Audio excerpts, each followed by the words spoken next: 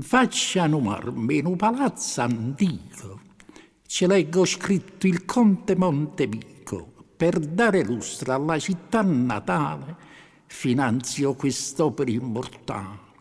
Animo nobile di antica stirpe, sollecito le arti e le aiutò. Il nobile architetto Filippetto, maestro d'arte, ne firmò il progetto. Di idee coraggiosi e avanguardista si rilevò nell'opera un artista. Ne sono testimonie le colonne, vere prodigi di stabilità. Giù sotto ancora, quasi a mezzo Parma, ci stava scritto in coppanato marmo, l'ingegnere Tommaso Buonocore. In 10 anni terminò i lavori, aprì alle arti strade mai percorse, ebbe elogi da principi e da re.